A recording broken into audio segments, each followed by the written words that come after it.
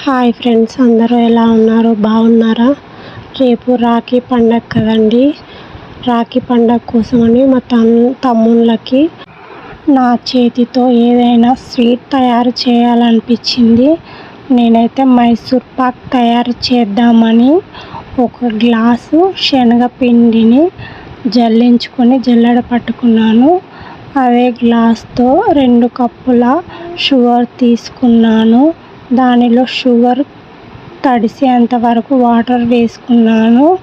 మనం ఏ గ్లాస్తో అయితే తీసుకున్నామో అదే గ్లాస్తో 1 గ్లాసు ఆయిల్, 1 గ్లాసు నెయ్యి వేసుకొని మరొక స్టవ్ పైన వేడి చేసుకోవాలి.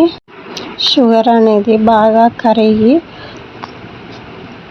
తీగ పాకం వచ్చిన తర్వాత మనం జల్లించుకున్న శనగపిండిని పోసి అంతా ఉండలు లేకుండా బాగా కలుపుకోవాలి. కలుపుకున్న తర్వాత పక్కన వేడి చేసుకున్న ఆయిల్ని వేసుకుంటూ బాగా కలుపుకోవాలి. వేడి ఆయిల్ని వేసుకుంటూ కలుపుకుంటేనే మనకు మైసూర్ పాక్ అనేది గుల్లలుగా వస్తుంది.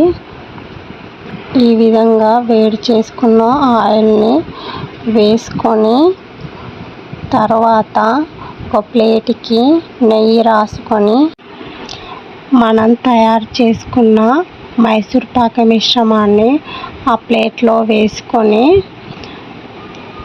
వేడిగా ఉన్నప్పుడే చాక్ తోటి కట్ చేసుకోవాలి. చల్లారిన తర్వాత వేరే ప్లేట్లోకి మైసూర్ పాక్ను రివర్స్ చేస్తే మనకు ఎంతో టేస్టీగా ఉండే మైసూర్ పాక్ రెడీ అయింది. మా తమ్ముళ్ళ కోసం నేను తయారు చేసిన మైసూర్ పాక్ ఎలా ఉందో కామెంట్ చేయండి. వీడియో నచ్చితే లైక్ చేయండి. మన ఛానల్ని సబ్స్క్రైబ్ చేసుకోండి. Thank you for watching.